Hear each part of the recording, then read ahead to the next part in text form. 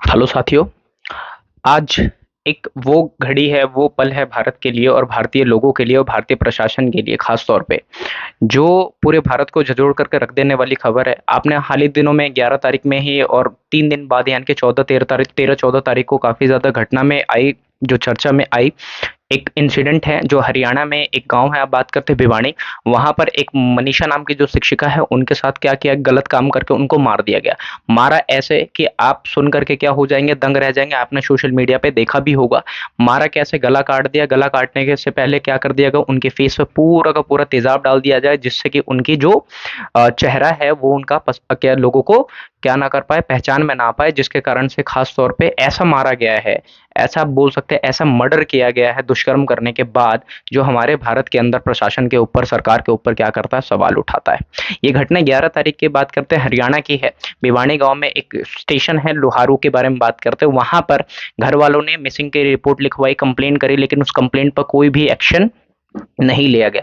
क्या पता एक्शन लिया जाता अगर थाने के द्वारा, लोहारू थाने के द्वारा, प्रशासन के द्वारा, तो क्या पता आज मनीषा हमारे बीच में होती। लेकिन वही वाली बात है कि हम लोग जब जागने का काम करते हैं, जब भारत के अंदर कोई घटना घट जाती है। तो यहाँ पर सबसे पहले जो नाकामी का जो सवाल है, वो खास तौर पर हमारे प्रशासन का है, हमारी सरकार का है। जैसे आपको पता है, हरियाणा में जो सरकार है, नायब सिंह सैनी की बात करते हैं। उनको तो ये घटना होने के बाद भी क्या, जब पता लगी ये चीजें, तो उन्होंने क्या कर दिया, जो वहां का जो एसएचओ था, उसको क्या कर दिया गया, वहां से ट्रांसफर कर दिया गया, वहां से हटा दिया गया। अब उसकी जगह पर दोबारा आईओ ऑफिसर को अपॉइंट किया गया है। अब आप कितने भी ऑफिसर लगा लीजिए दोस्तों, आप सभी को पता है हमारे भारत के अंदर क्या होता है कि जो भी अक्यूज्ड होते हैं, उस अक्यूज्ड को काफी ज्यादा क्या मिलता है, प्रमोशन मिलता है।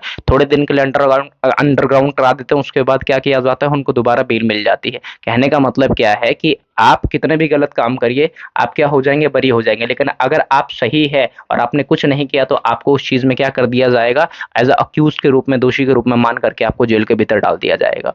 तो ये कहानी कब की है, 11 तारीख की है।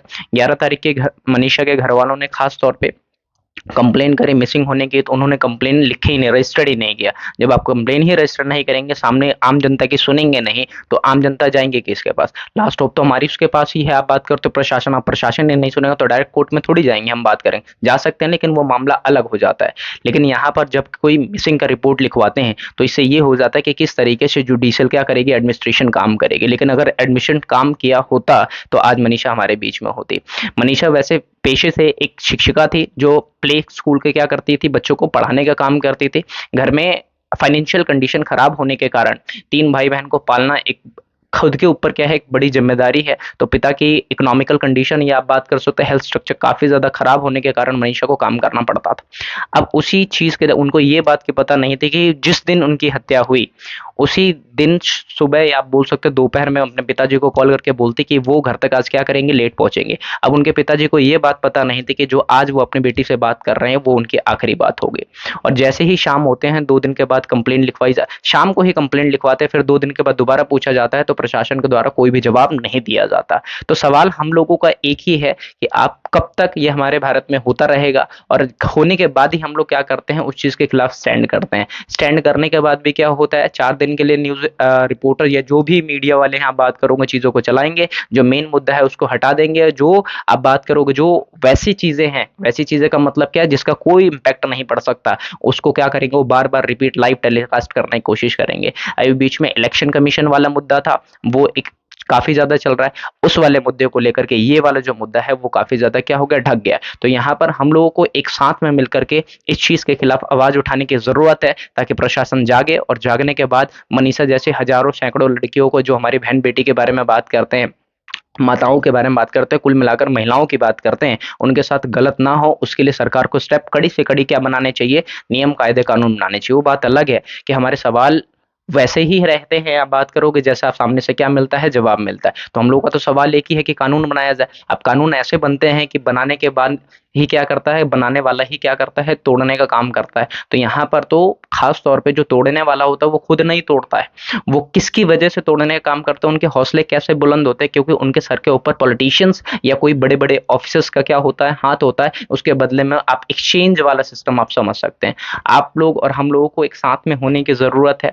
तो ये कहने का मतलब आप लोगों के लिए, हमारे लिए छोटी बात नहीं है ये। छोटी बात किन के लिए आप बात करोगे, जो खास तौर पे अक्यूज्ड है, उनको ये लगता है कि ये भारत के अंदर क्या है, है, आम बात है कि आज कोई गलत काम कर लेंगे, 2 दिन हाइलाइट हो जाएँगे, तीसरे दिन क्या हो जाएगा, मामला ठंडा होने के बाद दोबारा हम लोग क्या हो जाएँगे, एज़ यूजुअल नॉर्मल हो जाएँगे। तो आपने सोशल मीडिया हर एक हैंडल पे देखा होगा, अब ये मुहिम चलाई जा रही है।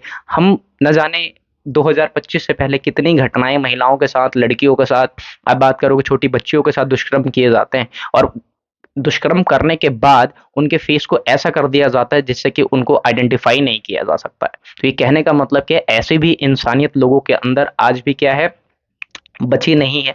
ये ऐसी इंसानियत जो ख़ास तौर पे इंसान की कैटेगरी में ना डाल करके आप जानवर से भी बदतर कैटेगरी में डालना चाहें तो आप लोग क्या कर सकते हैं, डाल सकते हैं। तो दोस्तों, हम लोगों को वही समय है, आप बात करते हो इससे बढ़िया तो पहले का समय था जो कानून व्यवस्था नहीं थे। जब हमारा समाज क्या होता था, एक बिल्कुल सिद्धांतों के आधारित पर क्या होता था, चलता था। लेकिन आज के टाइम पर संविधान होने के बाद भी ज़्यादा से ज़्यादा क्या हो रहे हैं, सही काम से ज़्यादा गलत काम हो रहे हैं। लेकिन जो गलत काम कर रहा है वो चौड़ से रह रहा है, जो सही काम कर रहा है वो काफ़ी ज़्यादा दब करके कर रहा है। अब बात करते हैं, मैं बात किस चीज़ की करना चाह रहा हूँ, बात मैं बार-बार इसी की चीज़ पे फ़ोकस कर रहा हूँ कि हमारे भारत का जो प्रशासन है, प्रशासन को जगना होगा और जगने के बाद जो मुहिम चलाते हैं, जो लोग प्रोटेस्ट करते हैं, वो लीगल तरीके से उन लोगों को अक्यूज़ को क्या करे, फांसी, डायरेक्ट फांसी की सज़ा उनको मिलनी चाहिए। क्योंकि आप देखेंगे सऊदी अरेबिया की बात कर लेते हैं, जो वेस्टर्न कंट्रीज़ के बारे में बात कर लेते हैं, एशियन कंट्रीज़ की बात कर लेते हैं, वहाँ पर तो आपको क्या देखने को मिलता है, जो भी गलत काम करता है ऑन द स्पॉट उनको क्या किया जाता है, फैसला दिया जाता है। ताकि अगर आप करना कुछ गलत काम भी करने वाले तो आपके दिमाग में तुरंत चीज़ें आएँ कि हमें बख्शा नहीं जाएगा, हमारे ऊपर कार्रवाई की जाएगी। लेकिन भारत के अंदर क्या है, इसका बिल्कुल अपोज़िट है। आप जितना ज़्यादा गलत काम करेंगे उतना ज़्यादा आपको क्या मिलेगा, फ़ेम मिलेगा। तो इसका मतलब क्या है कि लोग नेगेटिविटी की ओर ज़्यादा जा रहे हैं, पॉज़िटिविटी को कम कर रहे हैं। तो मतलब जो ये नकारात्मकता है, जो सरकार के, जो प्रशासन की जो आप बात करते हो विफलता है, वो न्यूज़ वाले ढकने की क्या करते हैं, कोशिश करते हैं। जो मेन मुद्दा है उसको ना उठा कर के ये कौन से मुद्दे को उठाने का काम करते हैं, ख़ास तौर पे ये उठाने का काम करते हैं, ये पार्टी ऐसी है, वो पार्टी ऐसी है। अरे पार्टी तो सब एक जैसी, लीडर भी सब एक जैसे है। अगर आपकी सरकार है तो आप बढ़िया बातें करोगे, मेरी सरकार नहीं है, आप बात करो, मैं उससे भी बढ़िया बातें करूँगा ताकि मैं सरकार में आकर के पूरी गद्दी को क्या कर पाऊँ, मैं सँभाल पाऊँ। तो कहने का मतलब क्या है, सारे एक ही थाली के हैं, लेकिन आपको ये ध्यान में रखना होगा कि जब तक पूरे भारत की जनता यूनाइट हो करके अगर प्रोटेस्ट नहीं करेंगे, प्रोटेस्ट क्या, सरकार को गद्दी से हटाने का काम नहीं करेंगे, आप बात करेंगे डेमोक्रेसी में, यहाँ पर तो डेमोक्रेसी का नाम मात्र का दिया गया है, लोकतंत्र की बात करते हैं, क्योंकि आप प्रोटेस्ट करने जाते हैं तो आपके ऊपर ही लाठीचार्ज कर दिया जाएगा, जो कि आप अपने अधिकार की मांग कर रहे हैं। तो दोस्तों, आप लोगों से यही अपील करता हूँ कि जितना से जितना शेयर हो वीडियो को आप शेयर करिए, स्टोरी लगाइए, आप बात करते हो, ताकि जो मनीषा बहन है उनको क्या मिल पाए, न्याय मिल पाए। जस्टिस फॉर मनीषा की बात करते हैं तो ये आज हरियाणा की घटना है, एक नॉर्दर्न पार्ट की घटना है, ये साउथ में भी, ईस्ट में भी, वेस्ट में भी, कहीं पर भी हो सकती है और भारत के अंदर हो रही है चीजें।